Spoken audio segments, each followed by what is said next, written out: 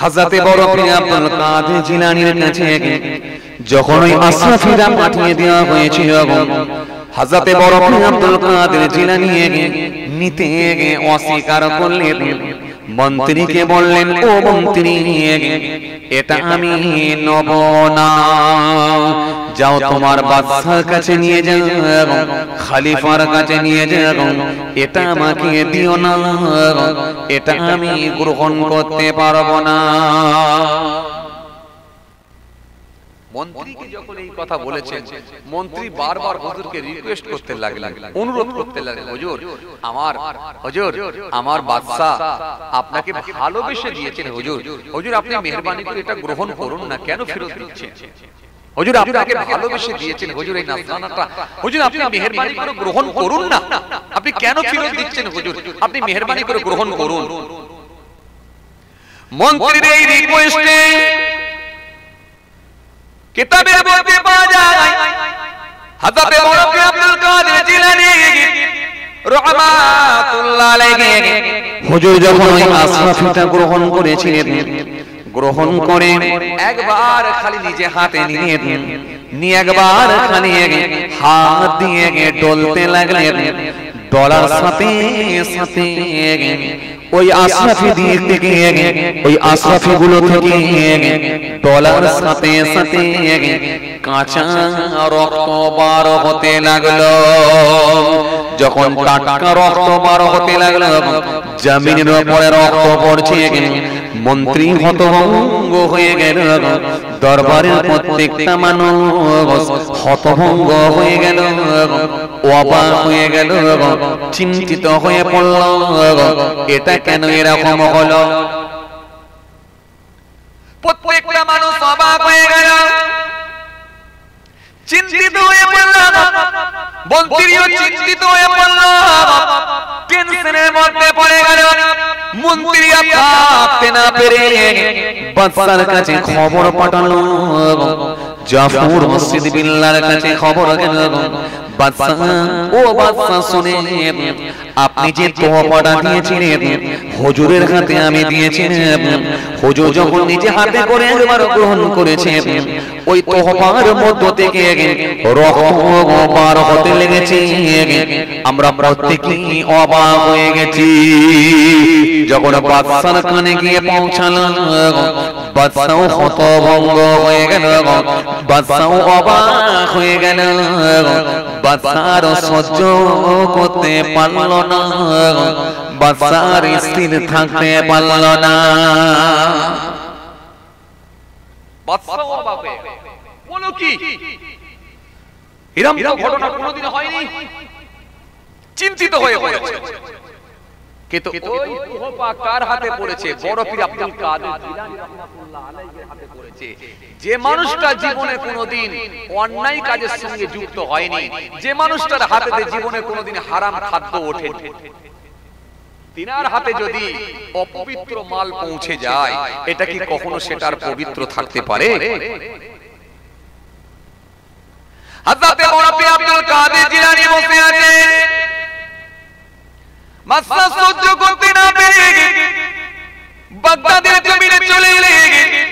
হুজুরের দরবারে এসে ঝরঝর করে কাঁদতে লাগলেন, হুজুর কেন এরকম ঘটনা ঘটলো? হযরত বড় পীর আব্দুল কাদের জিলানী বললেন, বাবা বাদশা শোনো, তুমি এই হাত দিয়ে মানুষের রক্ত শোষণ করেছো, গরিবের মাল আত্মসাৎ করে নিয়েছো, মিসকিনের মাল তুমি গ্রহণ করে নিয়েছো, এই হাত দিয়ে তুমি অনেক খারাপ কাজ করেছো, এই হাত দিয়ে তুমি হারাম মাল ভক্ষণ করেছো, হারাম মাল তুমি গ্রহণ করেছো, সেই হারাম মালগুলোকে জমা করে আজকে আমার কাছে পাঠিয়েছিলে বাদশা। এই জন্যই হারামগুলো, অপবিত্র জিনিসগুলো আমার হাতেতে স্পর্শ হওয়ার সাথে সাথে সেগুলো আমার আল্লাহর কুদরতি ক্ষমতা নয়, সেগুলোকে আমার আল্লাহ পাক রক্ত করে বের করে দিয়েছি। মাত্র কয়েকটা জিনিস ভালো আছে যেগুলো হালাল, বাকি সবটাই হারাম, রক্ত হয়ে বেরিয়ে গেছে। মাত্র কয়েকটা জিনিস ভালো, বাকি সব হলো হারাম। এই হারামের জিনিস আমি আল্লাহ, আমি আমার আল্লাহ, আমি বড় পীরের হাতে দেবেন না বলে রক্ত করে বার করে দিয়েছি।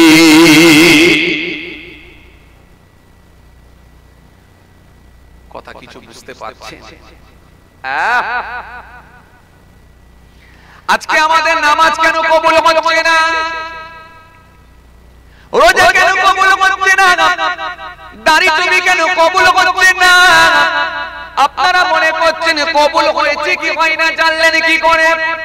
ও বাবাজি আমার ভাইরা শুনেন, বাবাজি আমার ভাইরা জেনে রেখে দেন, কবুল হয় না, 100% কবুল হয় না। যদি কবুল হতো তাহলে আপনার জবানের দোয়া কবুল হয়ে যেত।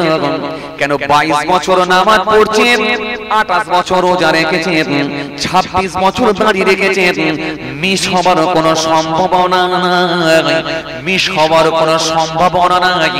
নিশ্চিতভাবে আপনার জবানের দোয়া কবুল হতো। কেন 22 বছরের নামাজ, 28 বছরের রোজা, 26 বছরের দাঁড়ি, নিশ্চয় আপনি আল্লাহর ওলি হয়ে যেতেন। কিন্তু কবুল হয় না কেন? তার মানে জবানের দোয়া কবুল হয় না। কেন রাসূলুল্লাহ বলেছেন যার ভেতরে হারাম খাদ্য ঢুকবে, আমি নবী বলছি ওই শরীরটা জান্নাতে যাবে না। এই জন্য আমার নবী সুন্দর করে জানালেন, আল্লাহ নবী সুন্দর করে বললেন, লা ইয়াদখুলুল জান্নাতা লাহমুন নাবাতা মিনাশ শাওতি ওয়া কুল্লু লাহমিন নাবাতা মিনাশ শাওতি কানাতিন নারু আওলা বিহি। আল্লাহ নবী সুন্দর করে বললেন, লা ইয়াদখুলুল জান্নাতা লাহমুন, আমি রাসূলুল্লাহ বলছি ওই শরীরটা জান্নাতে যাবে না, ওই গোশতটা জান্নাতে যাবে না যার শরীরে লা ইয়াদখুলুল জান্নাতা লাহমুন নাবাতা মিনাশ শাওতি ওয়া কুল্লু লাহমিন নাবাতা মিনাশ শাওতি কানাতিন নারু আওলা বিহি, যার শরীরে হারাম খাদ্য ঢুকে গেছে। আমি রাসূলুল্লাহ বলি সামান্য পরিমাণ যদি হারাম খাদ্য ভিতরে ঢুকে যায়, আমি নবী বলে যাই ওই শরীরটা কোনদিন জান্নাতে যাবে না। সমীক্ষা করে দেখা যায়, সমীক্ষা করে যদি দেখা যায়, একটা পাড়া সমীক্ষা করলে 100টা ঘর থাকলে 85টা বাড়িতে এখন বন্ধন ঢুকে গেছে, 85টা বাড়িতে এখন মহিলা সমিতি ঢুকে আছে। তবে বুকে হাত দিয়ে একবার খালি বলুন তো দেখি, কেমন করে আপনার নামাজ রোজা কবুল হবে? 85টা বাড়িতে যদি হারাম খাদ্য ঢুকে যায়, 85টা বাড়িতে যদি মহিলা সমিতি ঢুকে যায়, 85টা বাড়িতে যদি বন্ধন ঢুকে যায়, তাহলে কেমন করে ভাবলেন জবানের দোয়া কবুল হবে? না, হতে পারে না। জবানের দোয়া কবুল হয় না, আর জবানের দোয়া কবুল হয় না, তার মানে ইবাদত আল্লাহর দরবারে কবুল হচ্ছে না। 17 বছর ধরে একই দোয়া করলেন, আল্লাহ আমি 17 বছর ধরে একই দোয়া করছি, আল্লাহ আমি একজন নামাজি, আমি একজন দাড়িওয়ালা, আমি একজন রোজাদার, 17 বছর ধরে একই দোয়া করি, আল্লাহ তুমি আমার একটা ভালো জামাই মিলিয়ে দাও, একটা সুপাত্র মিলিয়ে দাও, ভালো একটা জামাই মিলিয়ে দাও। 17 বছর পরে যখন ভালো একটা জামাই মিলল, দেখা গেল মস্ত বড় একটা গাঁজাখোর। তার মানে যা বললেন তার কথা বলা তার উল্টো হয়ে গেল। যদিও আপনাদের এলাকায় এরকম ঘটনা ঘটে, এই এলাকার সমীক্ষা করলে বন্ধন টন্ধন ঢোকেনি, কি বলেন আপনারা? কথা বলছেন না কেন? এই এলাকার সমীক্ষা করলে মহিলা সমিতি ঢোকে না, বন্ধন ঢোকে না। এই জন্য আমার আল্লাহ কোরআনে কারীমের মধ্যে বললেন ওয়াহাল্লাহুল বাই'a ওয়া হারামা রিবা, ওই বিক্রয় তোমাদের জন্য বৈধ করে দিয়েছি, সুদ তোমাদের জন্য হারাম করে দিয়েছি। এই জন্য আমার আল্লাহ কোরআনে কারীমের মধ্যে বললেন ইয়ামহাকুল্লাহু রিবা ওয়া ইউরবিস সাদাকাত ওয়াল্লাহু লা ইউহিব্বু কুল্লাল কাফারিন আযীম। আল্লাহ স্পষ্ট ঘোষণা দিয়ে বললেন দান সদকাকে আমি আল্লাহ বৃদ্ধি করে দিয়েছি, সুদকে আমি আল্লাহ ধ্বংস করে দিয়েছি। ওয়াল্লাহু লা ইউহিব্বু কুল্লাল কাফারিন আযীম। আমি আল্লাহ ওই সমস্ত অপবিত্র অকৃতজ্ঞ আমি আল্লাহ পাপী ব্যক্তিগুলোকে পছন্দ করি না। কোরআনে এক জায়গায় নয় একাধিক জায়গায় আল্লাহ আয়াত দিয়েছেন, হাদিসের মধ্যে এক জায়গায় নয় রাসূলুল্লাহ একাধিক জায়গায় হারাম সম্পর্কে হাদিস তুলেছেন। ভাবা দরকার আমাদের, ভাবা দরকার। আর কবে ভাববো? 10 কিলো দুধেতে যদি একটু পেচ্ছাবের ছিটা পড়ে ওই দুধটা আর পবিত্র থাকতে পারে না, ওটা হারামে পরিণত হয়ে যায়। 10 কিলো দুধেতে যদি একটু গোবরের ছিটা লেগে যায় ওই দুধটা আর পবিত্র থাকতে পারে না, ওটা হারামে পরিণত হয়ে যায়। এই হারাম কখনো হালাল হয় না। মনে রাখবেন, যাদের ভিতরে এখনো পর্যন্ত বাড়িতে বন্ধন ঢুকে আছে, মহিলা সমিতি ঢুকে আছে, ইমিডিয়েট যদি এই অন্যায় মুক্ত যদি না হতে পারি আমরা, যদি এই পাপ মুক্ত না হতে পারি, যদি এই হারাম খাদ্য থেকে যদি বিরত না থাকতে পারি, যদি আমরা বন্ধন মহিলা সমিতি থেকে যদি দূরে না সরে আসতে পারি, লিখে রেখে দেন আপনার জামানের দোয়া মওত পর্যন্ত কবুল হবে।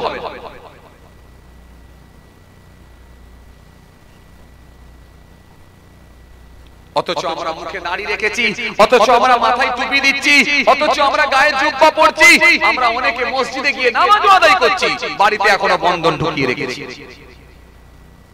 আমাদের মাথায় যে কি শয়তান পেচ্ছাপ করে দিল, ওই যে মাথায় ঢুকলো বন্ধন করলে বড় লোক হবে, এই যে মাথায় ঢুকে আছে। আমাদের মাথায় শয়তান যে কিভাবে পেচ্ছাপ করে দিয়েছে, ওই যে মাথায় ঢুকিয়ে রেখেছে।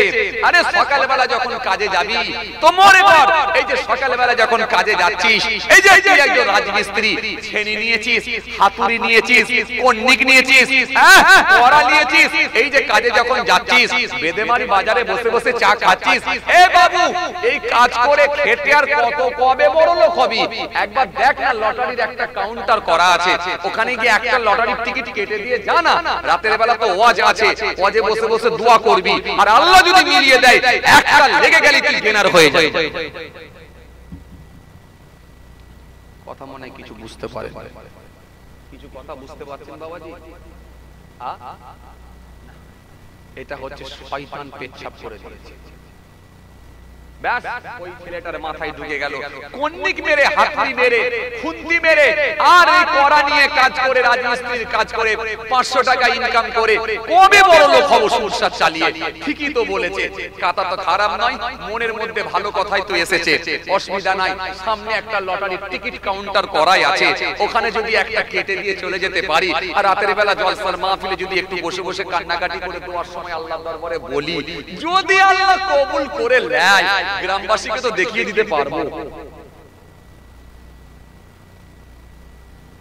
এই যে এই সাজেশনটা যিনি দিয়ে গেলেন, তিনি মিস্টার অন্য কেউ নয়, তিনি হলেন মিস্টার ইবলিস শয়তান। তিনি ভয়ঙ্কর জিনিস, যিনি হলেন আমাদের প্রত্যেকের শত্রু। কোরআনে আল্লাহ নিজে ঘোষণা দিয়েছেন, সুন্দর করে আমার আল্লাহ জানিয়ে দিয়েছেন, সুন্দর করে আমার আল্লাহ বলে দিয়েছেন, يا أيها الناس اعبدوا ربكم الذي خلقكم والذين من قبلكم لعلكم تتقون। আল্লাহ কোরআনে কারীমের মধ্যে বলেছেন, ইয়া আইয়ুহাল্লাযীনা আমানু দুখুলু ফিস-সিলমি কাফা ওয়া লা তাত্তাবিউ খুতুওয়াতিশ শাইতান ইন্নাহু লাকুম আদুউম মুবিন। এই বান্দারেরা, সম্পূর্ণভাবে ইসলামের মধ্যে দাখিল হও, পরিপূর্ণভাবে ইসলামের মধ্যে ঢোকো। ওয়ালা তাত্তাবিউ খুতুওয়াতিশ শাইতান, শয়তানের পথ তোমরা অনুসরণ করো না। কেন? আমি আল্লাহ বলছি, ইন্নাহু লাকুম আদুউম মুবিন, নিশ্চয়ই সে হলো তোমাদের প্রকাশ্য শত্রু, নিশ্চয়ই সে হলো তোমাদের প্রকাশ্য দুশমন। সেই দুশমনকে আমরা এখন বন্ধু হিসাবে গ্রহণ করেছি। কথা বলেন ঠিক কি না? বন্ধু হিসেবে গ্রহণ করি না? ওই ইবলিস যা বলে তাই করি, দুটো 5টা টাকা লাভের জন্য। ইবলিস বলছে রাতের বেলা ওয়াজ শুনবি তো অসুবিধা কি আছে? সকাল বেলায় যখন বেগুন বিক্রি করতে যাবি, ভালো বেগুনের সঙ্গে কানা বেগুন পাইল করবি, আর বুড়ো কাস্টমার দেখলি ব্যাগে ঢুকিয়ে দিবি। ওরে খেপা রাতের বেলা তো জলসা শুনবি তো মাপ পেয়ে যাবি। আমরা বললাম হ্যাঁ ঠিক আছে। ইবলিস বলছে খেপা শোন, রাতের বেলা তো ওয়াজ শুনতে যাবি তো অসুবিধা কি আছে? টেনশন না, রাতের বেলা তো ওয়াজ শুনতে যাবি চিন্তা নাই।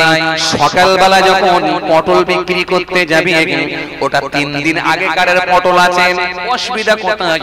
ওটাকে বিছিয়ে ফেল, খালি পানির ঝাপটা মেরে দে, চকচকে হয়ে যাবে।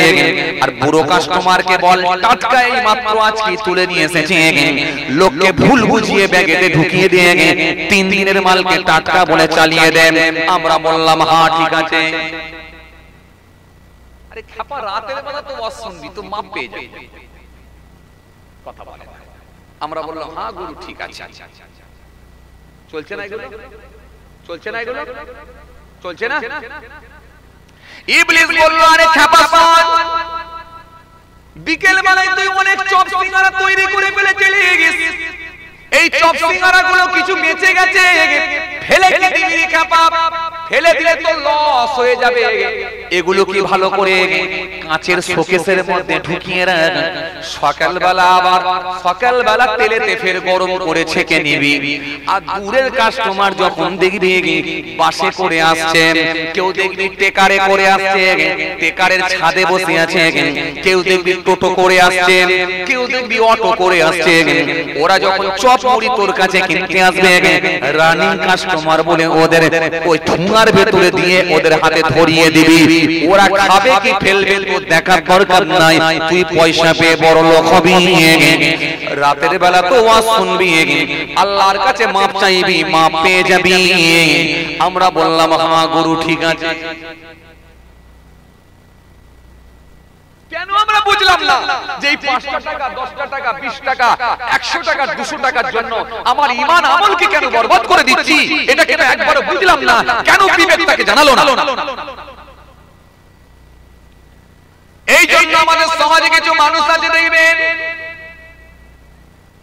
যারা হারামের সঙ্গে যুক্ত হওয়ার কারণে তাদের জবানের দোয়াটা আল্লাহ তার মানে কবুল হয় না। এই জন্য আমার নবী সুন্দর করে জানিয়েছেন, আমার নবী স্পষ্ট ঘোষণা দিয়েছেন, ইয়াতিয়াল নাসি জামাম লা ইউবালিল মারউ মা আখাযা মিনহু আমিনাল হালাল আমিনাল হারাম। আমি রাসূলুল্লাহ বলি অতি সত্তর মানুষের সম্মুখে এমন জামানা আসবে, কেউ কারোর পরোয়া করবে না, কি উপায়ে মাল লাভ করবে, হারাম উপায়ে না হালাল উপায়ে, সেটাও কিন্তু দেখা দেখি থাকবে না। বোতলের ভেতরে পেট্রোল ভরে রাখবে, তাতে সামান্য কিছু লাভের জন্য সেখানে কেরোসিন পাইল করে গাড়ির ট্যাঙ্কে ভরে দিয়ে কার্বোরেটর জাম করে দেবে। সামান্য কিছু লাভের জন্য কেরোসিনকে পেট্রোলের সঙ্গে পাইল করবে। সকালবেলা মাছ বিক্রেতা মাছ বিক্রি করতে যাবে, ওই মাছ যখন বাজারে নিয়ে যাবে, টাটকা মাছের রক্ত নিয়ে গিয়ে পচা মাছের গায়ে লাগিয়ে রাখবে। বেলা 12:30টার সময়, 1টার সময় চড়া দামে ছাড়ে দেবে, বলবে এই দেখো রক্ত বার হচ্ছে বলে চালিয়ে দেবে। সমাজে হারাম আর হালাল বলে এটা এমন ভাবে পাইল করে চালাবে, মানামানি বলে থাকবে না। আমি রাসূলুল্লাহ বলছি, কেউ কারো পরোয়া করবে না, যে কোনো ভাবে বড় লোক হওয়ার চেষ্টা চালাবে। কথা ঠিক কিনা? রাগ করছেন আপনারা? তওবা রাগ করছেন? আপনারা ভাবছেন হুজুর আমাদেরকে কেন বলছেন তওবা? আমি আপনাদেরকে বলিনি, বিশ্বাস করেন আপনাদের সঙ্গে আমার কোনো রাগারাগি নেই। কি বেলে মারি নাকি? চন্ডিবাড়ি গ্রাম খুব মহব্বতের গ্রাম, আমি আপনাদেরকে কেন বলবো? তওবা তওবা তওবা তওবা, আমি আপনাদেরকে বলিনি। বিশ্বাস করেন এই বর্তমান সিচুয়েশন, বর্তমান যে অবস্থা, এই বর্তমান অবস্থার দিকে লক্ষ্য করে আমি কিছু বলছি। কেন আমাদের বুকের ভেতরে এখন আল্লাহর ভয় কেন ঢুকছে না? আমি এটা বুঝাতে চাই। সামান্য 10টা টাকা, 20টা টাকা, 50টা টাকা, 100টা টাকা লাভের জন্য আমি এইভাবে অন্যায় কাজের সঙ্গে যুক্ত থাকবো? আমার ভেতরে কি একবারও ভয় ঢুকবে না আমার আল্লাহ যদি নারাজ হয়ে যায় একটা বড় রোগ দিয়ে দিতে পারে? লাখ লাখ টাকা খরচ হয়ে যেতে পারে। আল্লাহ ইচ্ছা করলে তো ব্লাড ক্যান্সার দিতে পারে, আল্লাহ ইচ্ছা করলে ডায়াবেটিস দিতে পারে, আল্লাহ ইচ্ছা করলে সুগার দিতে পারে, আল্লাহ ইচ্ছা করলে টিউমার দিতে পারে, আল্লাহ ইচ্ছা করলে হার্ট অ্যাটাক দিতে পারে, আল্লাহ ইচ্ছা করলে বাচ্চার কোনো বড় ধরনের রোগ দিতে পারে। যে হাজার হাজার টাকা খরচ করিয়ে দিয়ে আমার আল্লাহ ইচ্ছা করলে ইহকাল পরকাল সব বরবাদ করে দিতে পারে। কেন আমাদের ভেতর আল্লাহর ভয়টা ঢুকছে না? আমি এটা বুঝাতে চাইছি। কথা ঠিক বলছি? আমরা জেনে শুনে কেন প্রতারণা করব? আসেন, ভুল বুঝবেন না, আমাকে রাগ করবেন না। আমি আপনাদেরকে জ্ঞান দিতে আসছি না, শেখাতে আসছি না। তওবা তওবা। আমি জাস্ট খালি রাসূলুল্লাহর কথাগুলো, আল্লাহর কথাগুলো একটু তুলে ধরছি। এগুলো আমাদের মেনে নেওয়া হলো নৈতিক দায়িত্ব। কারণ এগুলো যদি আমরা মেনে নিতে পারি নিশ্চিতভাবে আমরা উপকৃত হব, নিশ্চিতভাবে আমাদের কল্যাণ আছে, নিশ্চিতভাবে আমরা আল্লাহর কাছে বেনিফিট পাবো, নিশ্চিতভাবে আমার আল্লাহ ইহকাল এবং পরকাল উভয় জায়গাতেই আমাদেরকে শান্তি দান করবেন। বলতে পারেন না সুবহানাল্লাহ? কেন? মনে রাখবেন এই পৃথিবীতে এমনই একটা সিস্টেম আমার আল্লাহ সাজিয়ে দিয়েছেন। কেউ বড় বাড়ি বানাবে, কেউ গিয়ে কাজ করবে, কেউ জুতো কিনবে, কেউ গিয়ে পালিশ করবে। এটাই সিস্টেম এই পৃথিবীর জমিনে, এটাই সিস্টেম আমার আল্লাহ বানিয়ে দিয়েছেন। কেউ আপনার কি বলে বাড়ির ভেতরে থাকবে, কেউ আবার চালটা ছেয়ে দেবে। এটাই সিস্টেম। কেউ আসবে প্লাস্টার করবে, কেউ আবার আপনার বড় টাকা খরচা করে বিরাট বাউন্ডারি দিয়ে দেবে, কেউ আসবে পাঁচিল তৈরি করে দেবে। সুতরাং একজন আর একজনের কাজ করবে। এটাই সিস্টেম। প্রত্যেককে আমার আল্লাহ সিস্টেম করে দিয়েছে। কিন্তু মনে রাখবেন কেউ বলতে পারবেন না, কেউ বলতে পারবেন না যে আমরা সবাই সমান বড় লোক হয়ে যাব। এটা কিন্তু সিস্টেম নাই। সুতরাং মনে রাখবেন একজনের কাজ আর একজনা তাহলে করবে না। এই যে একজনের কাজ আর একজনা করবে, এটাই সিস্টেম। আর একজনের কাজ আর একজন করবে। একে অপরের বেদম দিয়ে আল্লাহ রাব্বুল আলামিন তাদেরকে ইনকামের সুব্যবস্থা করে দেবেন। এটাই সিস্টেম। তা বলে হারাম আর হালালের জ্ঞানটা কিন্তু আপনাকে রাখতে হবে। কিছু কথা বুঝতে পারছেন না? এই কথা কিছু বুঝে যাচ্ছে? আপনারা কি ঘুমিয়ে পড়লেন নাকি না জেগে আছেন? সব জেগে আছেন তো বাবাজি? আসেন, ভুল বুঝবেন না, রাগ করবেন না। আজকে এই যে আমার মনে পড়ে গেল, এই যে জানুয়ারি, জি এই যে 31st নাইট উদযাপন করছে অনেক যুবকরা ডিজে বক্স দিয়ে, কেউ আপনার কি বলে বোম দিয়ে, কেউ আপনার কি বলে লাইটিং করে, কেউ আপনার কি বলে ফুল ঝুরঝুরি দিয়ে এই যে নাইট উদযাপন করছে। একবারও ভাবলো না যে এখনো বাকি আছে 1 বছর, তার আগে আল্লাহ পটলডাঙ্গার তলায় পাঠিয়ে দিতে পারে। সুতরাং আমাদের উচিত বছরটা যাতে করে ভালো যায়, আল্লাহর কাছে অন্তত ভালো কাজ দিয়ে শুরু করা। এই হারাম কাজ, এই যে মদ দিয়ে পান করে খেয়ে আসছে, তাই আপনাদের সামনে মনে পড়ে গেল বলে হারাম নিয়ে আমি শুরু করে ফেলেছি। নাহলে আমি ভেবেছিলাম যে একটা অন্য সাবজেক্ট নিয়ে আজকে শুরু করব, কিন্তু শুরু হয়ে গেল হারাম নিয়ে। তাই না? আসেন আপনাদেরকে আমি কি বুঝাতে চাইছিলাম তাহলে, এই যে আপনি একটু মানুষকে সামান্য পয়সার জন্য মানুষের সঙ্গে প্রতারণা করছেন, মানুষকে ঠকাচ্ছেন, ঠকবাজি করছেন, এটার কিন্তু লংজিভিটি খুব বেশি দিন নয়। আপনার বুকের ভিতরে আল্লাহর ভয় নিয়ে আসেন। আল্লাহর ভয় যখন ভিতরে ঢুকে যাবে, তখনই যাবেন আপনি অন্যায় মুক্ত থাকতে পারবেন, হারাম মুক্ত থাকতে পারবেন। আর হারাম মুক্ত থাকতে পারলে তাহলে যাবেন আপনার জবানের দোয়া কবুল হবে, আপনার ইবাদতটাও আল্লাহর দরবারে কবুল হবে। এই তরুণিয়া নওজওয়ান যুবকেরা, হে আমার মুরব্বিরা, বাবা রাসূলের কিতাবের মধ্যে পাওয়া যায় আল্লাহ নবী একদিন মদিনার বাজারে গেলেন। মদিনার বাজারে গিয়ে আমার নবী দেখতে পেলেন, মদিনার বাজারে গিয়ে আমার রাসূলুল্লাহ দেখলেন সাহাবায়ে কিরামেরা বসে বসে ব্যবসা করছে। আল্লাহ নবী হাবিবুল্লাহ হুজুর আমার থাকতে না পেরে এক সাহাবীর সামনে গেলেন। সামনে গিয়ে সামনে একটা গমের বস্তা রাখা ছিল। আল্লাহ নবী থাকতে না পেরে নিজের হাতখানাকে নিয়ে গমের বস্তার মধ্যে প্রবেশ করালেন। গমের বস্তার মধ্যে নিজের হাতখানাকে ঢুকিয়ে দিলেন। গমের বস্তার মধ্যে নিজের হাতখানাকে ঢুকিয়ে দিয়ে এক মুষ্টি ভিজে গম বের করলেন।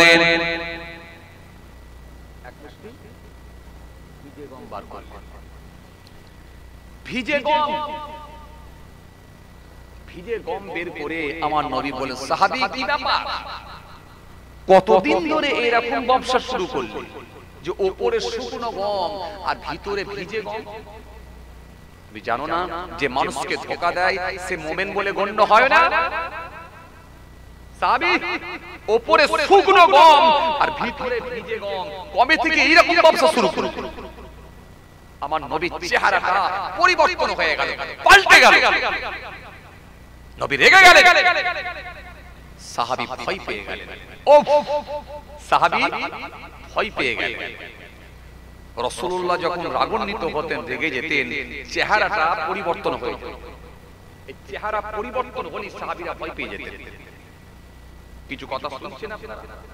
অনেক সময় দেখবেন খুব বুদ্ধিমান বাপ হলে ছেলে কোনো অন্যায় কাজ করলে দেখবেন বাপের চেহারাটা দেখবেন ফুটে উঠে। সুতরাং বাপের চেহারাটা এমন ভাবে ফুটে উঠে যে বাপ নারাজ হয়ে গেছে, অসন্তুষ্ট হয়ে গেছে। একটা অসন্তুষ্ট যে বাপ, সেটা চেহারাই স্পষ্ট হয়, পরিষ্কার। কথা বলে না, ঘুম পেয়ে যাচ্ছে আপনাদের? কথা ঠিক কি না? এই মারতে হবে এমনটা না, আপনার চেহারাটা বুঝলি, চেহারাটা দেখলেই বোঝা যায় যে আপনি নারাজ হয়ে গেছেন, অসন্তুষ্ট হয়ে গেছেন। এই চেহারাতে ফুটে উঠেছে আপনি নারাজ হয়ে গেছেন, অসন্তুষ্ট হয়েছে।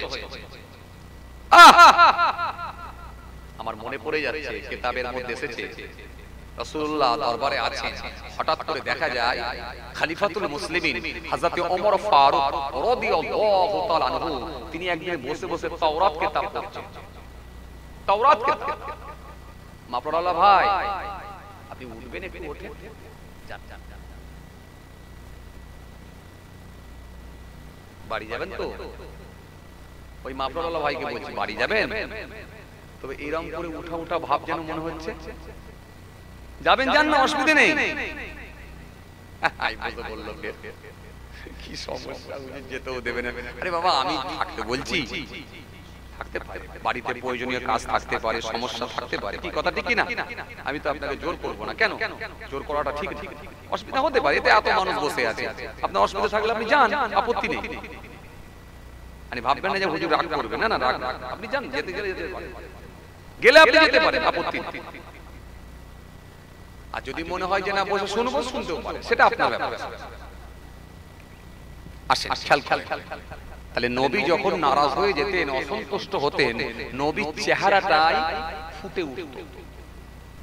কোন ছেলে যদি অন্যায় করে, বাপ যদি নারাজ হয়ে যায়, অনেক সময় দেখবেন বাপের চেহারাটা পাল্টে যায়, চেহারাটা পরিবর্তন হয়ে যায়। এই চেহারার পরিবর্তন দেখলে বুঝতে পারে যে বাপ নারাজ হয়ে গেছে, বাপ অসন্তুষ্ট হয়ে গেছে, বাপ নারাজ। যেটা মারতে হবে এমনটা শুধু না, চেহারাটাই ফুটে উঠে যে নারাজ হয়েছে, অসন্তুষ্ট হয়েছে, পরিবর্তন ঘটেছে। খলিফাতুল মুসলিমিন হযরত ওমর ফারুক রাদিয়াল্লাহু তাআলা আনহু তিনি একদিন নবীর দরবারে বসে বসে তাওরাত কিতাব পড়ছেন। তাওরাত কিতাব,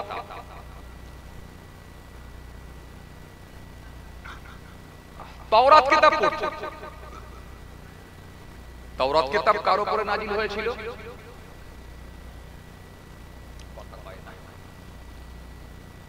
কথা বলেন, কার উপরে নাজিল হয়েছিল? একটু বলেন না রে বাবা, ভালো করে। হযরতে মুসা আলাইহিস সালাম, মুসা সালামের উপরে নাজিল হয়েছিল তাওরাত কিতাব। ইনজিল কিতাব কার উপরে?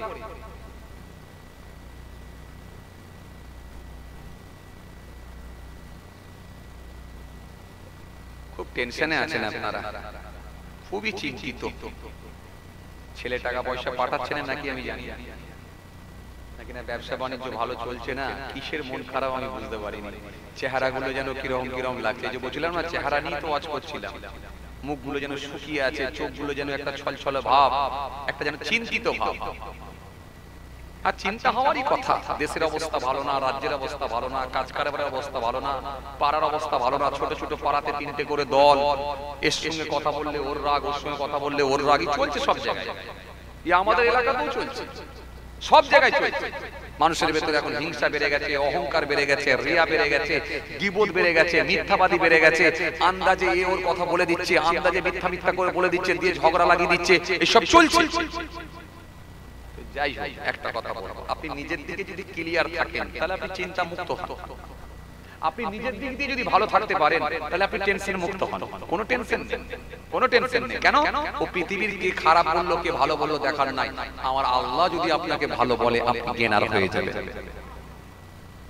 আমার আল্লাহ যদি আপনাকে ভালো বলে দেয় আপনি টেনশন মুক্ত, আর কোনো টেনশন নেই। কে আপনাকে খারাপ বললো ভালো বললো দেখার দরকার নাই। আপনি নিজের দিকে যদি ঠিক থাকেন, নিজের দিকে যদি ভালো থাকেন, জানবেন আপনি আপনার মালিকের কাছে আল্লাহর কাছে ভালো।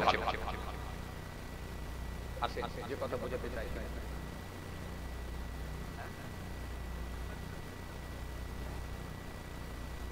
ও ঘরে টাকা ঢুকেছে, টাকা পাচ্ছে না, ও টাকা পেয়ে গেছে, বলছে ঘরে টাকা পেয়ে গেছে,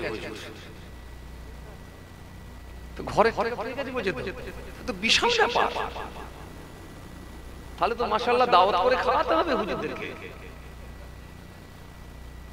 ইমাম সাহেবদেরকে তো দাওয়াত করে খাওয়াতে হবে, তাই না? ঘরে টাকা ঢুকে গেছে যখন, তাহলে আমার টেনশন কি আছে? ডবল নেবে বলছে নাকি? ফের ডবল নেবে বলছে নাকি? যে আসেন, খেয়াল করেন বাবাজি, আর বেশিক্ষণ করবো না, খেয়াল করেন জি, আসেন খেয়াল করেন। যে কথা বুঝাতে চাইছিলাম ভাইরা মা, কি বলছিলাম? হযরত ওমর রাদিয়াল্লাহু তাআলা তিনি বসে বসে তাওরাত কিতাব পড়ছেন। যখন তাওরাত কিতাব পড়ছেন আমার রাসূলুল্লাহ একটু নারাজ হয়ে গেলেন। নারাজ হয়ে গিয়ে আল্লাহর নবী একটু অসন্তুষ্ট হলেন, চেহারাতে স্পষ্ট হলো, পরিষ্কার হলো। যখন চেহারাতে ফুটে উঠেছে হযরত আবু বকর সিদ্দিক রাদিয়াল্লাহু তাআলা তিনি বুঝতে পেরে গেলেন যে আমার নবী নারাজ হয়ে গেছে, কেন চেহারা পাল্টে গেছে। কিতাবের মধ্যে পাওয়া যায় হযরত আবু বকর সিদ্দিক রাদিয়াল্লাহু তাআলা হযরত আবু বকর সিদ্দিক রাদিয়াল্লাহু তাআলা তিনি সেই সময় বললেন, ও হযরত ওমর, একবার খানিয়ে আমার রাসূলুল্লাহর দিকে দেখো, আমার নবীর চেহারার দিকে একবার দেখো, আমার নবী নারাজ হয়ে গেছে। তুমি চেহারা দেখো, রাসূলুল্লাহর অবস্থা দেখো। হযরত ওমর ফারুক রাদিয়াল্লাহু তাআলা হুজুর থাকতে না করে আল্লাহর নবীর দিকে একবার তাকালেন, তাকিয়ে দেখলেন আমার নবীর চেহারাটা পরিবর্তন হয়ে গেছে, আমার নবী নারাজ হয়ে গেছে, আমার রাসূলুল্লাহ অসন্তুষ্ট হয়ে গেছে। হযরত ওমর একটু চিন্তিত হয়ে পড়লেন, হয়ে সঙ্গে সঙ্গে আল্লাহ নবীকে বললেন, ইয়া রাসূলুল্লাহ, ইয়া হাবিবাল্লাহ, হুজুর বিয়াদবি নেবেন না, হুজুর বিয়াদবি নেবেন না, হুজুর ওয়াল্লাহ নবী, কিছু যদি আমার দ্বারাই ভুল হয় আপনি বলুন, কেন আমি তো মেনে নিয়েছি রাদিতু বিল্লাহি রাব্বান ওয়া বিইসলামি দীনান, আমি মুহাম্মদ মুস্তাফা সাল্লাল্লাহু আলাইহি ওয়াসাল্লাম, আমি আল্লাহকে আল্লাহ বলে মেনে নিয়েছি, ইসলামকে দ্বীন বলে মেনেছি, আর আপনাকে রাসূলুল্লাহ বলে আখিরি নবী বলে গ্রহণ করে নিয়েছি। ও আল্লাহ নবী, আমার কথাবার্তায়, আমার কর্মকাণ্ডে, আমার কার্যকলাপ এমন যদি কিছু হয়ে থাকে দয়া করে আপনি আমাকে বলো, দয়া করে আমাকে বলুন। যদি আমার কর্মকাণ্ড, আমার কার্যকলাপ বা আমার কথাবার্তা যদি কিছু আপনাকে এরকম মনে হয়, আপনি আমাকে একটু বলুন। আমি তো আপনাকে নবী বলে মেনেছি, ইসলামকে দ্বীন বলে মেনেছি, আল্লাহকে আল্লাহ বলে মেনেছি। আমার নবী সেই সময় বলেন, ওমর শোনো, ওমর শোনো, আমি রাসূলুল্লাহ তোমাকে একটাই কথা বলি, তুমি যে কিতাবটা পড়ছো এই কিতাবটা হলো তাওরাত কিতাব। তুমি কি জানো এই তাওরাত কিতাব কার উপর এসেছে? তাওরাত কিতাব নবী মুসা সালামের উপর অবতীর্ণ হয়েছে। তবে ওমর শোনো, আমি রাসূলুল্লাহ তোমাকে বলে যাই, আজকে যদি তাওরাত কিতাব তো পরের কথা, যদি মুসা কালিমুল্লাহ বেঁচে থাকতে সে মুসা নবীকে আমি রাসূলুল্লাহকে অনুসরণ করা লাগতো। জোরে হয় না? আরো জোরে বলেন। কেননা আমার আল্লাহ আমাকে এত বেশি ভালোবাসা দিয়েছেন, সমস্ত নবীদের ঊর্ধ্বে আমার সম্মান আল্লাহ দিয়েছেন। মুসা নবীও যদি আজকে বেঁচে থাকতেন, আমি রাসূলুল্লাহকে অনুসরণ করতেন। কেন আমি রাসূলুল্লাহ, আমার সম্মান আমার আল্লাহ বাড়িয়ে দিয়েছে। তাওরাত তো পড়া অনেক পরের কথা, স্বয়ং মুসা কালিমুল্লাহ যদি বেঁচে থাকতেন, তবু সেই মুসা কালিমুল্লাহ আমি রাসূলুল্লাহকে অনুসরণ করতাম। কথা কিছু বুঝে আসছে? নবীদের ঊর্ধ্বে, সবার ঊর্ধ্বে আমার নবীর সম্মান আল্লাহ, আমার নবীর ইজ্জত সবার ঊর্ধ্বে দিয়েছে। চলুন ভাইরা আমার, যে কথা আপনাদের বলতে বলতে বলতে বলতে চলে এলাম, তো রাসূলুল্লাহ যখন এই গমের স্তূপ বস্তা থেকে যখন গম বের করেছেন, আল্লাহর নবীর চেহারাটা পাল্টে গেল। মনে আছে আপনাদের? যেখান থেকে ছেড়েলাম মনে আছে? মনে আছে? আমি সেই জায়গায় গিয়ে আবার পৌঁছালাম। কেন? আমি তো আপনাদের সামনে শুরু করে ফেলেছি আজকে হারামের ওয়াজ। জানুয়ারি জানুয়ারি চলছে, জানুয়ারি কত মায়ের হবে কোলখালি, চলছে এখন জানুয়ারি মাস, কত বাড়িতে হবে সর্বনাশ, চলছে এখন জানুয়ারি। মানুষ মরবেও দেখবেন খুব তাড়াতাড়ি, এটা হলো জানুয়ারি। এই জানুয়ারি মাস হায়রে সর্বনাশ, চলছে জানুয়ারি মাস, মরবেও তাড়াতাড়ি, এটা হলো জানুয়ারি। চলবে জানুয়ারি মাস, কত বাড়িতে হবে সর্বনাশ, চলছে এখন জানুয়ারি। মরে গেলি দেখবেন কত মায়ের হবে কোলখালি। এজন্য এই হারাম নিয়ে, ডিজে মদ নিয়ে আপনাদের সামনে যে কথা বলতে বলতে চলে আসছি, এই হারামের পাগল। এজন্য হারাম কাজের সঙ্গে যুক্ত হইও না, ডিজে বাজাও না, আর গান বাজনা করো না। ও যুবক ছেলে, মৃত্যুকে কাছে মনে করো, আল্লাহ দরবারে চলে যেতে হবে, এটা স্মরণে রেখো। আল্লাহর হুকুমগুলোকে, নবীর হুকুমগুলোকে পরিপূর্ণ ভাবে মেনে চলো। আমার নবী এক মুষ্টি গম বের করবে, যাক তাহলে আর বলবো না। আল্লাহ যদি ফের কোন সুযোগ দেয় ইনশাআল্লাহ আলোচনা হবে। সবাই আমার জন্য দোয়া করবে, আমি আপনাদের জন্য দোয়া করি। মাশাআল্লাহ খাতাও নিয়ে চলে এসেছে আমার ভাইয়েরা। যাই হোক, অসমাপ্ত বক্তব্যকে সমাপ্তির দিকে আগিয়ে দিলাম। আল্লাহ আমাদের সকলকে বলার থেকে শোনার থেকে বেশি বেশি করে আমল করার তৌফিক দেন। সকলে বলি আল্লাহুম্মা আমিন। আসেন ছোট্ট করে দাঁড়িয়ে সালাম পাঠ করে দোয়া হবে। নবী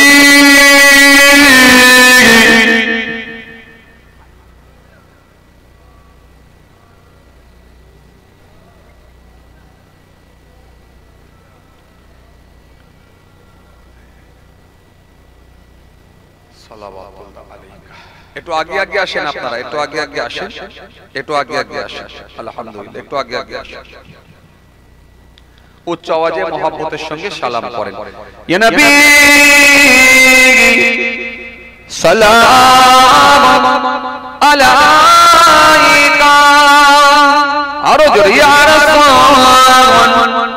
সালাম আলাইকা, আরো জোরে ইয়া হাবিব সালাম আলাইকা, সালাওয়াতুল্লাহ আলাইকা। আজ ঈদ এ মুবারক, আজ রোজে এ মুসররত, আজ ওয়াক্তে বিলাদত, आज है मिलाद हज़रात, या नबी सलाम अलैका, आरो जोरे या रसूल, आरो जोरे या हबीब, सलावतुल्लाह अलैका। या नबी सलाम लो आमा या रसूल सलाम लो आमा देरो या हबीब सलाम लो मोरा जे सबाई गुनाहगार या नबी सलाम आरो जोरे या रसूल या हबीब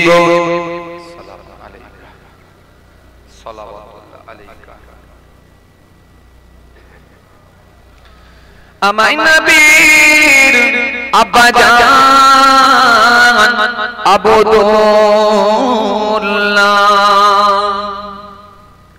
আমায় নবীর আম্মা জান আমেনা আমায় নবীর দুধ মা হালিমা আমায় নবীর রওজা মদিনা ইয়া নবী সালাম আরো জোরে ইয়া রাসূল ইয়া হাবিব সালাম আলাইকা সালাওয়াতুল্লাহ আলাইকা मीमुसे मदीने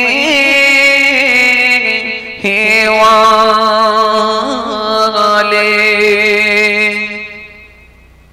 हे से हसमी हे वाले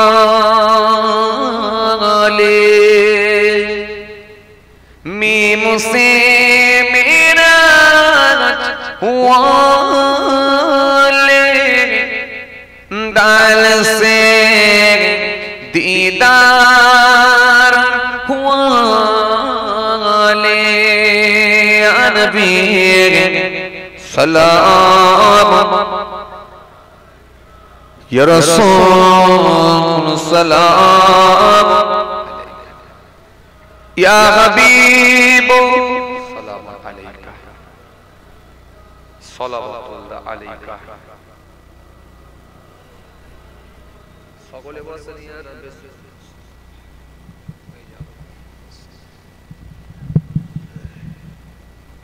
দরুদ শরীফ আল্লাহুম্মা সাল্লি আলা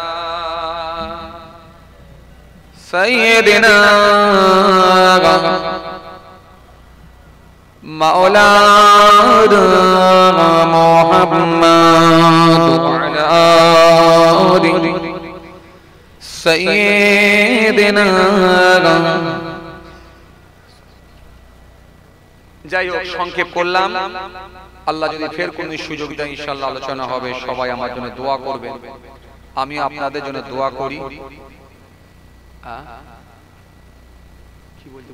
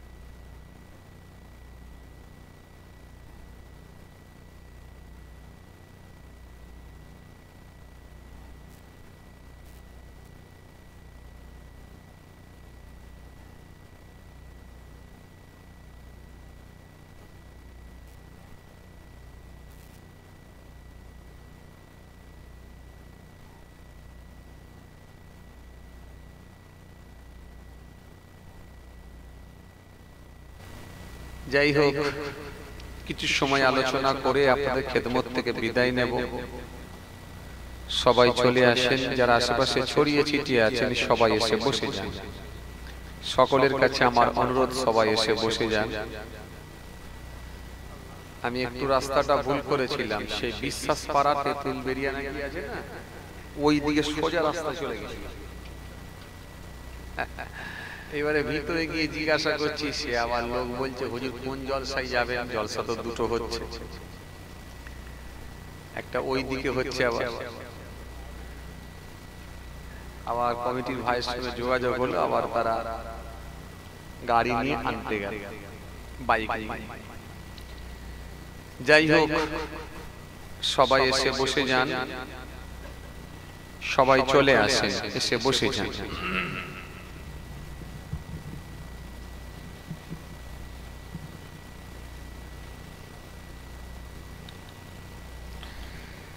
লাইভ কারো চলেনি তো? সেদিন রাত্রে কে লাইভ দিচ্ছিল আর অন্য জায়গা থেকে খালি আমাকে মেসেজ করছে।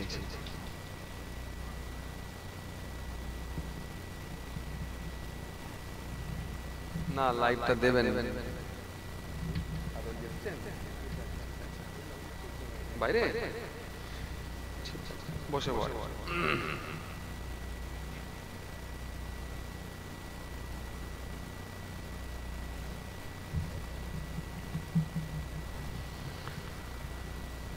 أعوذ بالله من الشيطان الرجيم.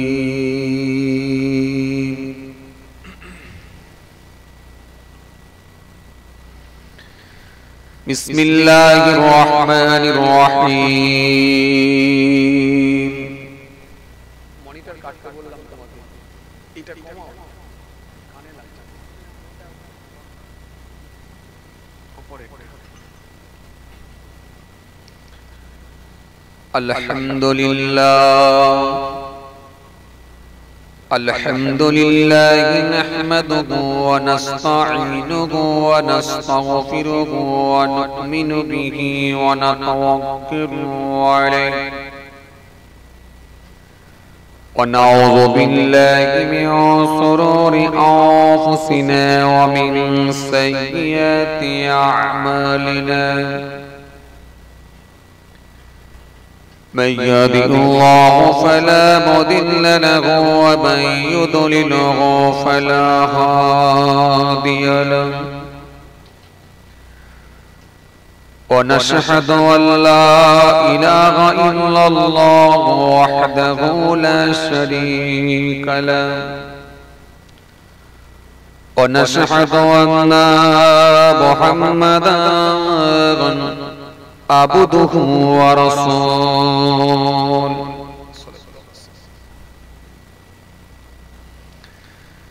إن الله وملائكته يصلون على النبي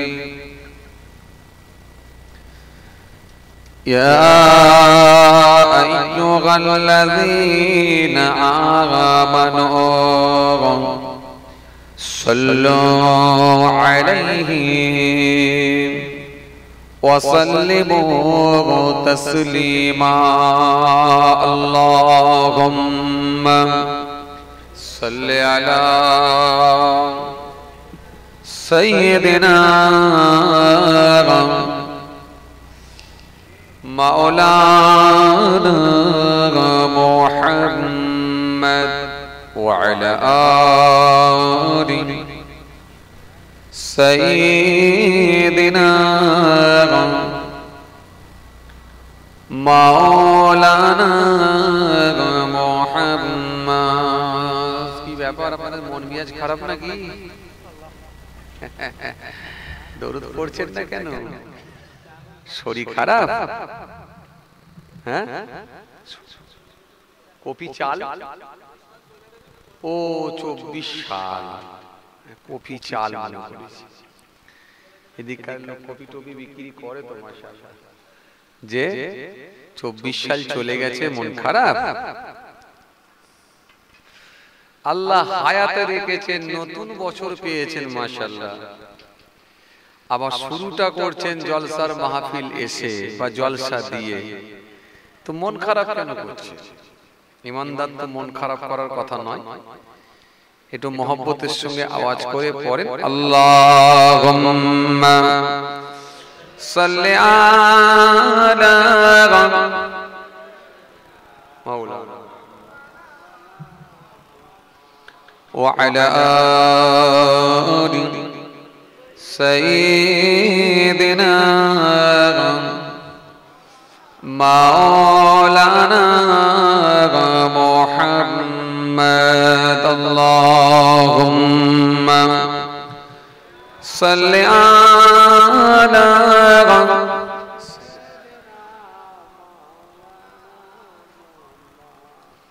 ওয়া আলা আলি সাইয়্যিদিনা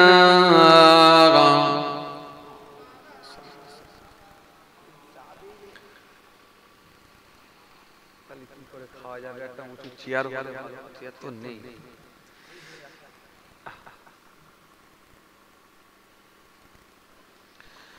उनका दर चूमने का से लगा मिल गया,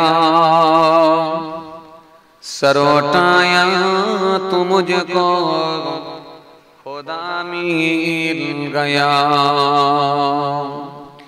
आसियों का बरग मर्तबा मिल गया, हसर में दामने मुस्तफा मिल गया। अल्लाहुम्मा सल्ली अला मौलाना मुहम्मद। आवाज दिए पढ़ेन व अला आलि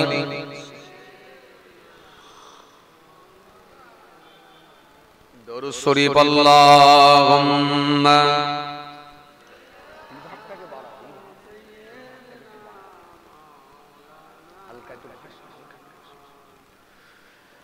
وعلى آل سيدنا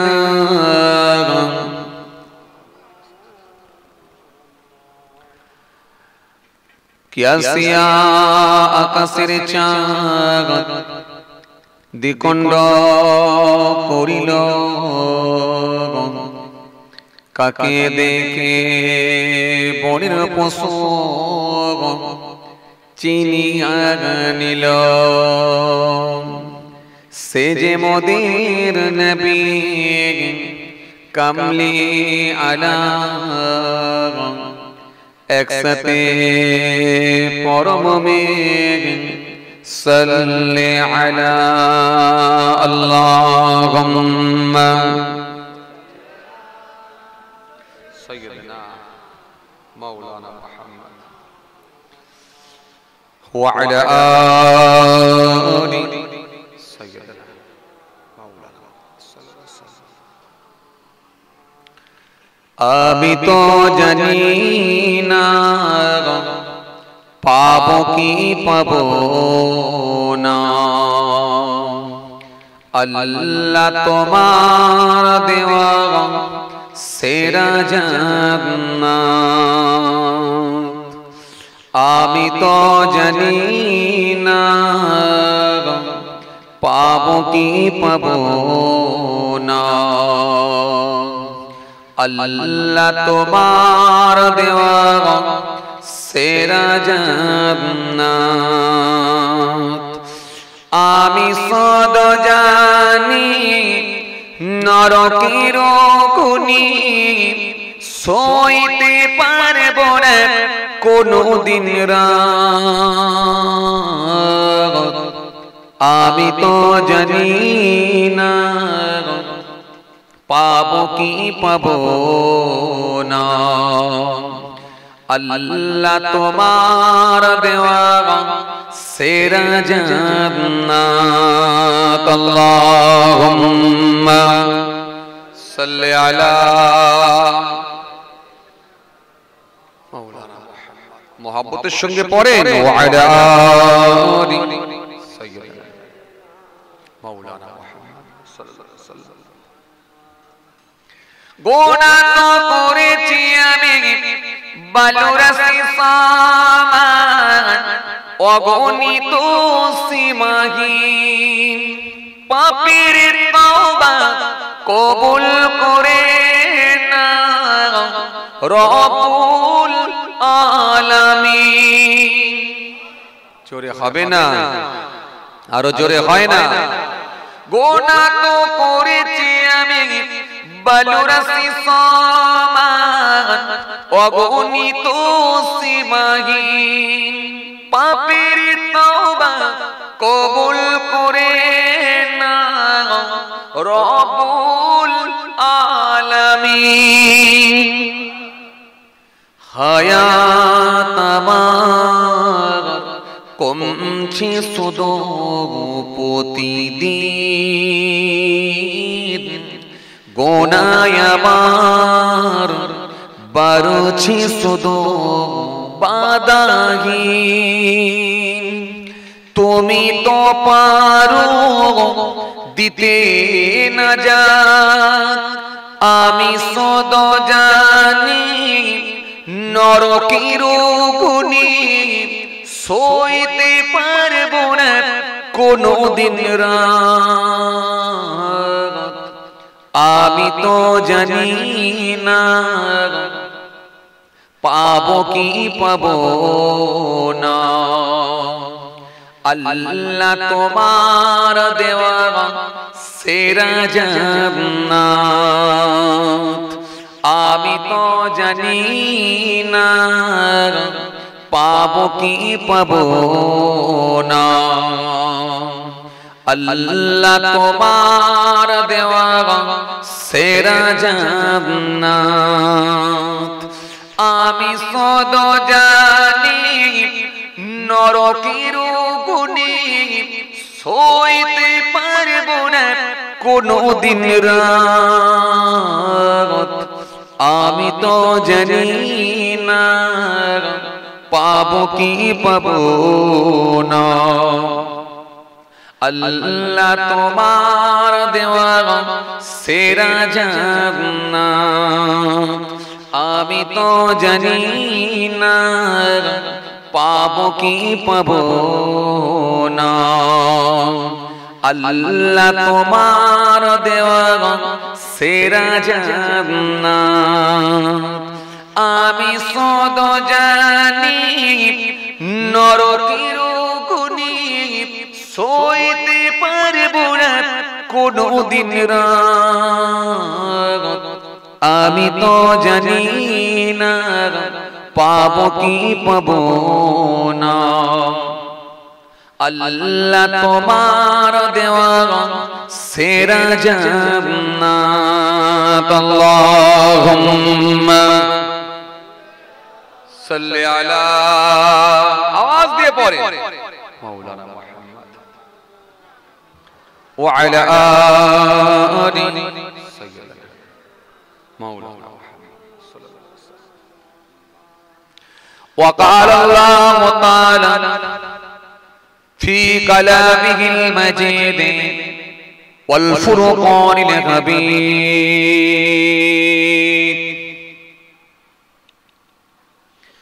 يا أيها الناس اعبدوا ربكم الذي خلقكم والذين من قبلكم لعلكم تتقون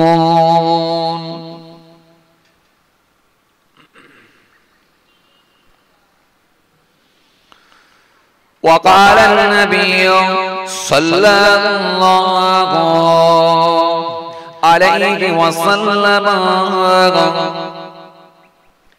إنا نتشدق لموتنا هل يصل إليهم قال يصل إليهم ويفرحون كما تفرحون بالهدايا إلى آخر الحديث أو كما قال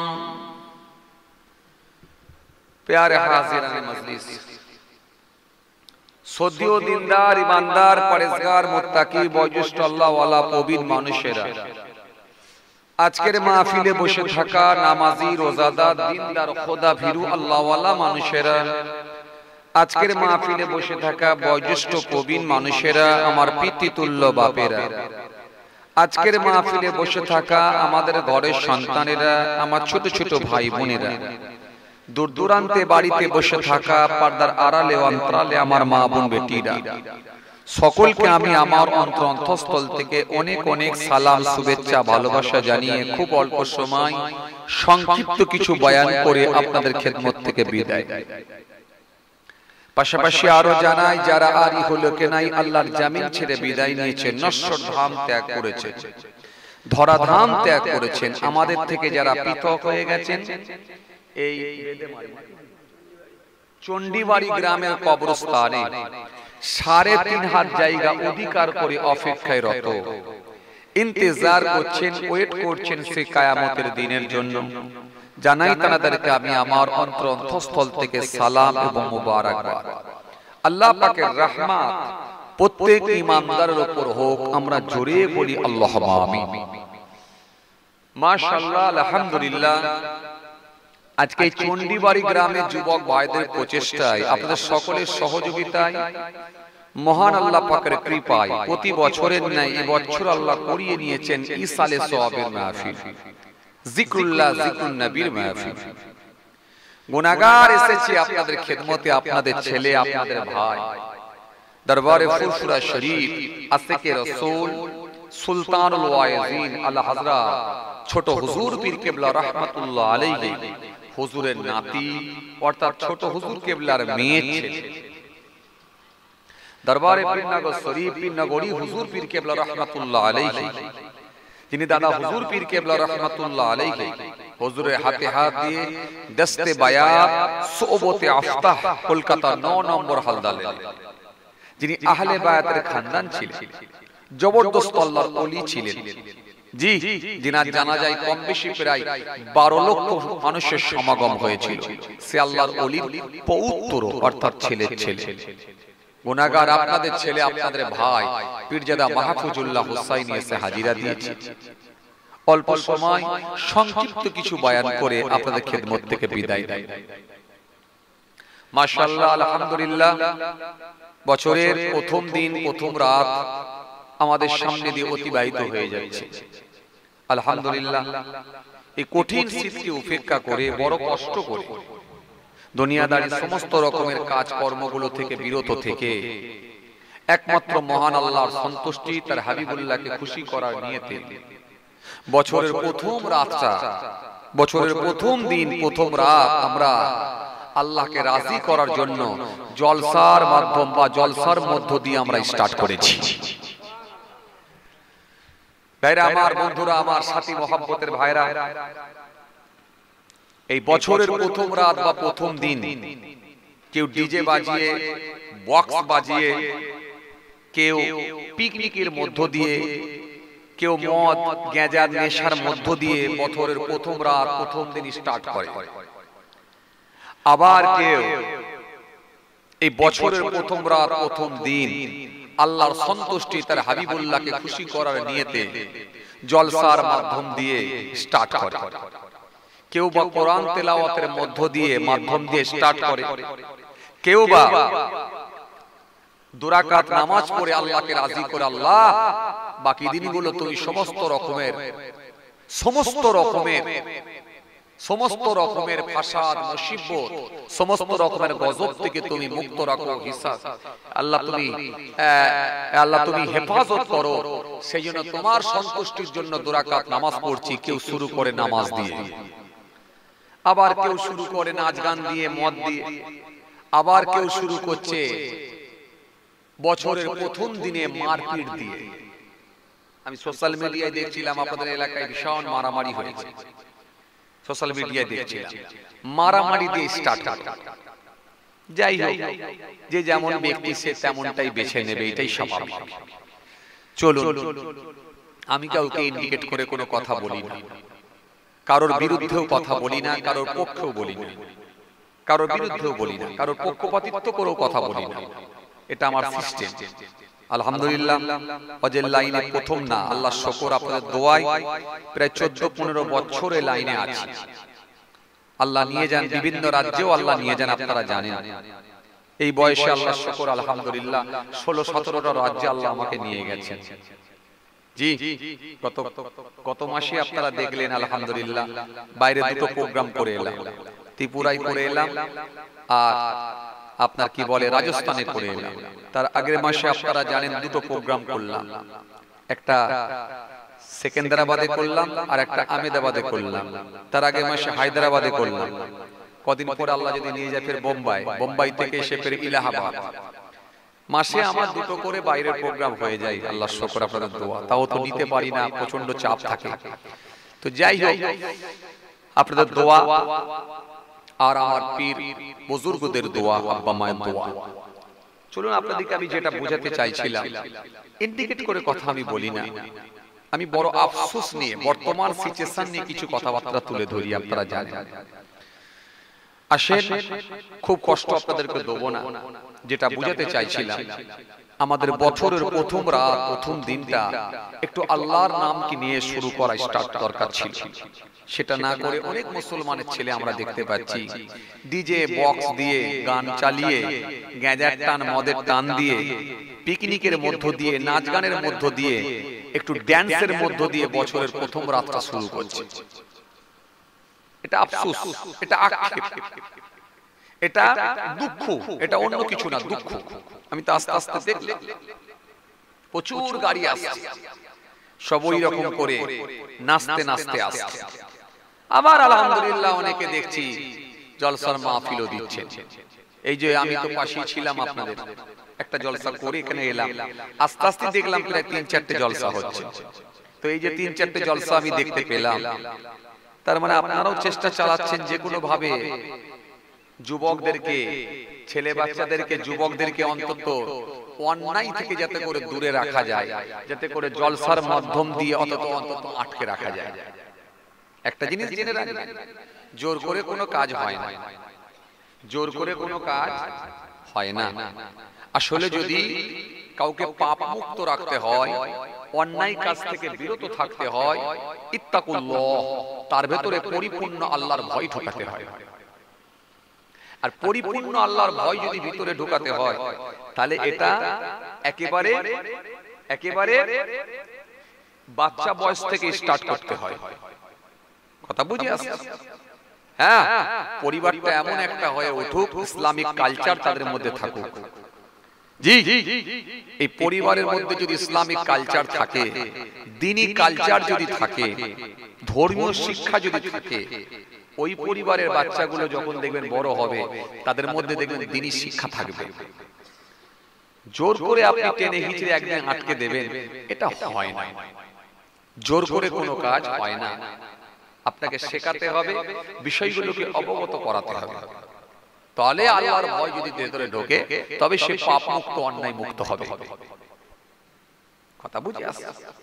জি ভাইরা আমার, বন্ধুরা আমার, সাথী মহব্বতের ভাইরা, ভুল বুঝবেন না, রাগ করবেন না। একটা বছর চলে গেল আমাদের সামনে, নতুন বছর পড়ে গেল। জানি না আল্লাহ কদিন আমাদের হায়াতে রাখবেন। বর্তমান সিচুয়েশন খুব একটা ভালো না, বর্তমান অবস্থাও খুব একটা ভালো না। সারা বিশ্বের দিকে তাকান, সারা দেশের দিকে তাকান, সারা বাংলার দিকে তাকান। জি, একটা শ্রেণীর মানুষ যেভাবে উগ্র ভাষণ দিচ্ছে, পারলে তো মুসলমানগুলোকে তুলে নিয়ে গিয়ে যদি একটু গঙ্গাসাগরে ফেলে দেয়, যেন মনের দিক দিয়ে শান্তি পায়। আপনি দেখুন, একটা শ্রেণীর নেতা যেভাবে উগ্র ভাষণ দিচ্ছে, যেভাবে তাদের কথাবার্তার ধরন, ভাবা যায় স্বাধীনতার পর থেকে আজ পর্যন্ত আমরা এই রকম উগ্র ভাষণ কিন্তু কোনোদিন শুনি না। কি কথা ঠিক কিনা বলুন? সব মিলিয়ে পরিস্থিতি খুব একটা ভালো না। আসেন, রাস্তা একটাই খোলা, সেটা হচ্ছে আমাদের জন্য কেউ বলার থাক আর নাই থাক, আমাদের জন্য কেউ কথা বলুক আর নাই বলুক, রাস্তা একটাই খোলা। যদি আমরা পরিপূর্ণভাবে দিনের সঙ্গে সম্পৃক্ত হতে পারি, আমরা যদি আল্লাহর দিকে ধাবিত হতে পারি, নিশ্চিতভাবে আমার আল্লাহর সাহায্য আমাদের উপরে অনিবার্য। আর আল্লাহর সাহায্য যদি আপনি না পান, মনে রাখবেন কখনো কিন্তু আপনি টিকে থাকতে পারবেন না। কথা কিছু বুঝে আসেন, ভুল বুঝবেন না, রাগ করবেন না। প্রত্যেকে 5 ওয়াক্ত নামাজি হয়ে যান। বছরে 1 মাস রমজান মাসে রোজা রাখেন, নবীর সুন্নতটা মুখে রাখেন, হালাল খাদ্য ভক্ষণ করার চেষ্টা চালান। হালাল খাদ্য, এই হালাল খাদ্য আজকে বাড়ি থেকে সরে যাচ্ছে। আর হালাল খাদ্য যদি ভিতরে না থাকে, জবানের দোয়া কবুল হবে না। দোয়া কবুল হওয়ার যে শর্তগুলো আছে তার মধ্যে একটা হলো হালাল খাদ্য খাওয়া। হালাল খাদ্য যদি আপনি ভক্ষণ না করতে পারেন, আপনার জবানের দোয়া কবুল হবে না। কেন? এই নামাজ পড়ে, এই দাড়ি রেখে, এই টুপি পরে, এই জিকির করে, এই তাসবিহ পড়ে, এই যাকাত দিয়ে, এই আপনার দান করে, এই খায়রাত করি, খাজা গরিবে নামাজ হয়েছে।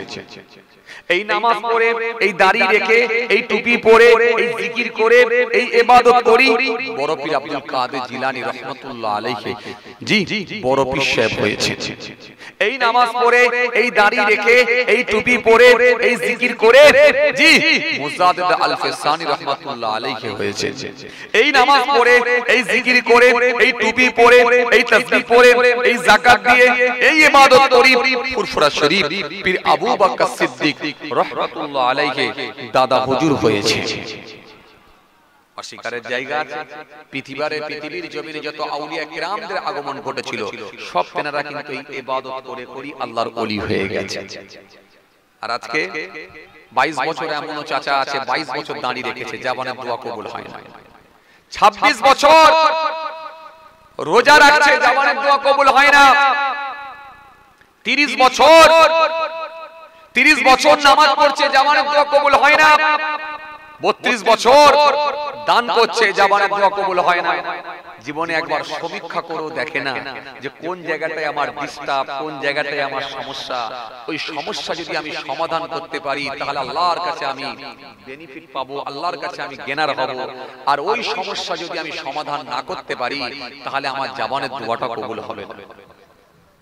এই যে এই জবানের দোয়া কেন কবুল হচ্ছে না, এটাকে নিয়ে আপনার একবার গবেষণা করা দরকার ছিল। এটা নিয়ে কিন্তু আপনি একবারও ভাবলেন, একবারও চিন্তা করলেন। আপনি মনে মনে ভাবছেন আমার মুখে দাড়ি আছে, মাথায় টুপি আছে, আমি নামাজ পড়ছি মানে জান্নাত ধরে রেখেছে। হতে পারে, ডিলিটও হয়ে যেতে পারে, ডিলিটও হয়ে যেতে পারে। কারণ আমরা কেউ গ্যারান্টি দিতে পারবো না, আমরা কোনো কেউ একেবারে গ্যারান্টি দিয়ে বলতে পারবো না, আমরা 100% গ্যারান্টি দিতে পারবো না যে আমার যা নামাজ, আমার যা তেলাওয়াত, আমার যা জিকির, আল্লাহর জান্নাত পেয়ে যাব। এই জান্নাতে যাওয়ার গ্যারান্টি কারোর কাছে না। একমাত্র আল্লাহর দয়া ছাড়া জান্নাত পাওয়ার কোনো সম্ভাবনা না। তবে চেষ্টা করতে হবে আপনাকে অন্যায় মুক্ত জীবন তৈরি করা। অন্যায় মুক্ত, পাপ মুক্ত, হারাম মুক্ত জীবন না তৈরি করতে পারলে আপনার জবানের দোয়া কিন্তু কবুল হওয়াটা কিন্তু কঠিন হয়ে যাবে। এই জন্য আজকের দিনে দেখেন জবানের দোয়া মানুষের কবুল হচ্ছে না, হচ্ছে না। এ তরুণী নওজওয়ান যুবকেরা, ইয়া মুরব্বিরা, বাবারা করে রেখে দিয়ে কেন না এই নামাজ পড়ে, এই জিকির করে, এই তাসবিহ পড়ে যারা একজন আল্লাহর ওলি হয়ে গিয়েছিলেন, তাদের প্রত্যেকের জবানের দোয়া আল্লাহর দরবারে কবুল হয়ে গিয়েছিল। আরো জোরে বলেন। এই জন্য আমার আল্লাহ কোরআনে কারীমের মধ্যে জানিয়ে দিলেন, ইয়া আইয়ুহাল্লাযীনা আমানুত্তাকুল্লাহ ওয়া কুনু মা'আস সাদিকিন। হে বান্দারেরা, তোমরা আমি আল্লাহকে ভয় করো আর আমার যারা মনোনীত বান্দা হয়ে গেছে তাদের সঙ্গী তোমরা হয়ে যাও। আজকে বিরাট কিছু ওয়াজ করতে হবে এমন নয়, দুটো দিক, একটা হচ্ছে মেনে নেওয়া আর একটা হচ্ছে পরিত্যাগ করা, ছেড়ে দেওয়া। কোরআন সেই কথাটাই বলেছে, তা'মুরুনা বিল মা'রুফ ওয়া তানহাউনা আনিল মুনকার। একটা ছেড়ে দাও আর একটা ধরে নাও। যেগুলো আমি আল্লাহ আদেশ করেছি সেগুলো তোমরা গ্রহণ করো, আর যেগুলো আমি নিষেধ করেছি, বারণ করেছি, সেগুলো থেকেই বিরত থাকো। কেন আমি যেগুলোকে হারাম করেছি, নিষেধ করেছি, তাতে কোনো কল্যাণ থাকতে পারে না, তাতে কোনো উপকার থাকতে পারে না, সেই জিনিসে কোনোদিন তোমরা জ্ঞানার হতে পারবে না। সুতরাং আমি যেগুলো বারণ করেছি সেগুলো থেকে তোমরা বিরত থাকো, সেগুলো থেকে তোমরা দূরে থাকো। কেন? আমার আদেশ আর নিষেধ এটাই মেনে নিতে হবে, আর এটার নামই হলো ইসলাম। আমার হুকুম, আমার আহকাম, আমার হুকুমগুলোকে, আমার আদেশ নিষেধগুলোকে মেনে নিতে হবে, তবেই মনে রাখবেন আপনি ধর্ম মেনে নিতে পেরেছেন। কথা কিছু বুঝে আসছে? ভাইরা আমার, বন্ধুরা আমার, সাথী মহব্বতের ভাইরা, যে আমি কয়েকদিন আগে কিতাবের মধ্যে পড়ছিলাম, জি 520 হিজরি, 520 হিজরি, জি বাগদাদের জমিনে, জি খলিফা মানসুরের পুত্র জাফর রাশিদ বিল্লাহ, তিনি বাগদাদের অধিপতি ছিলেন। বাগদাদের যখন তিনি অধিপতি ছিলেন, তিনি কি করলেন? তিনি বড় পীর আব্দুল কাদের জিলানী রাহমাতুল্লাহ আলাইহি, সেই পিরিয়ডের কথা বলছি, তৎকালীন সময়ের কথা বলছি। বড় পীর আব্দুল কাদের জিলানী রাহমাতুল্লাহ আলাইহি হুজুরের কাছে এক তোরা আশরাফি পাঠালেন। যাও, মন্ত্রীকে পাঠালেন, এটা হুজুরকে গিয়ে একটু গিফট করো, হুজুরকে গিয়ে দিয়ে এসো, তোহফা, উপঢৌকন, তোহফা। যেমন আপনারা আমাদেরকে দেখলে ভালোবাসেন, কেউ তোহফা নিয়ে যান, বাড়িতে আপেল নিয়ে যাচ্ছেন, কেউ মিষ্টি নিয়ে যাচ্ছেন। আপনারাও দেখবেন অনেক সময় আত্মীয় বাড়িতে গেলেও নিয়ে যান, বিয়াই বাড়ি গিয়ে যাচ্ছেন, নাতি নাতনিদের জন্য নিয়ে যাচ্ছেন, কখনো মামার বাড়ি, কখনো খালার বাড়ি, কেউ মিষ্টি নিয়ে যাচ্ছেন, কেউ ফল নিয়ে যাচ্ছেন, কেউ শুকনো খাবার, চানাচুর, বিস্কুট নিয়ে যাচ্ছেন, ইত্যাদি ইত্যাদি গুলো নিয়ে যান। হুজুরদেরকেও দেন, বক্তাদেরকে, হুজুরদেরকে, মাওলানা সাহেবদেরকেও ভালোবেসে দেন। এগুলো একটু ভালোবেসে দেন, এই ভালোবাসা, অন্য কিছু না। জাফর রাশিদ বিল্লাহ হুজুরের কাছে পাঠিয়েছেন, ভালোবেসে পাঠিয়েছেন কি? এক তোরা আশরাফি পাঠিয়েছেন, যাও একটু হুজুরের কাছে এটা দিয়ে এসো। হে তরুণিয়া নওজওয়ান জামাকে